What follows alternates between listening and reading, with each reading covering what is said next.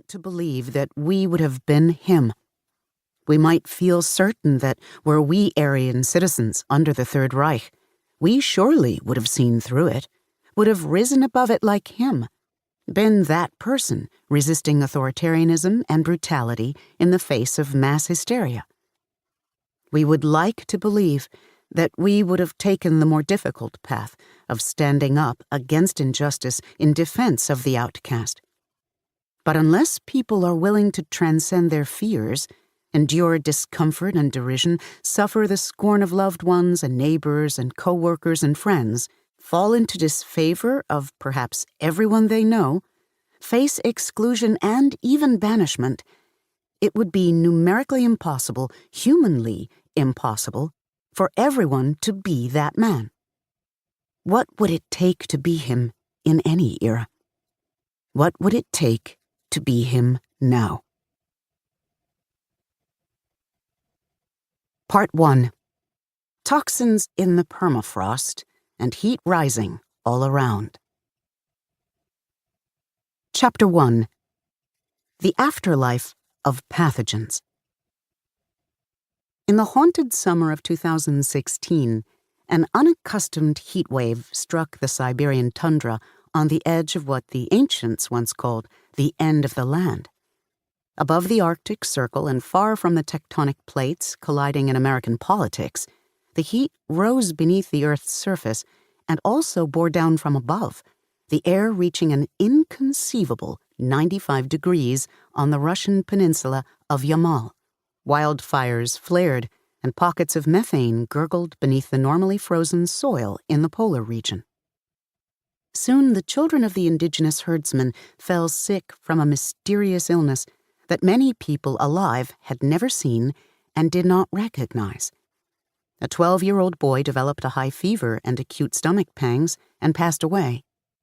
Russian authorities declared a state of emergency and began airlifting hundreds of the sickened herding people, the Nenets, to the nearest hospital in Salyahard. Scientists then identified what had afflicted the Siberian settlements.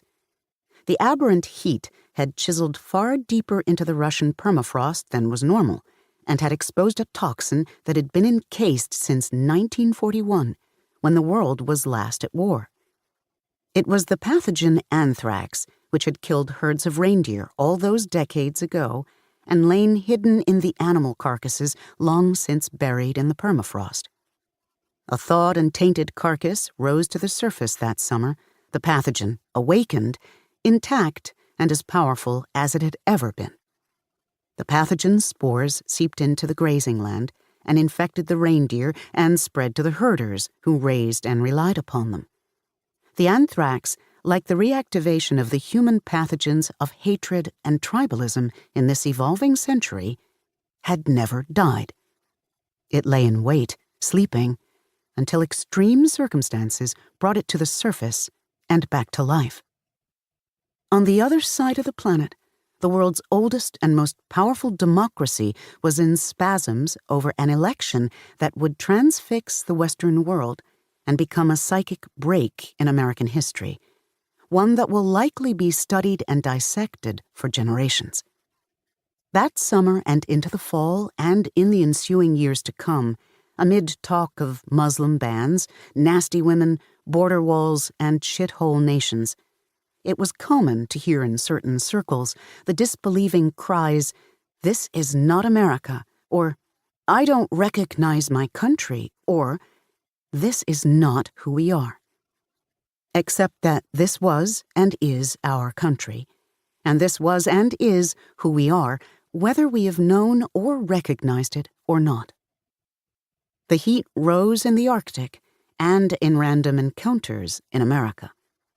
Late that summer in New York City, an indigo harbor in a safely blue state, a white man in Brooklyn, an artist, was helping a middle-aged white woman carry her groceries to a southbound subway in the direction of Coney Island. By then, it was impossible to avoid talk of the campaign. It had been a political season unlike any other.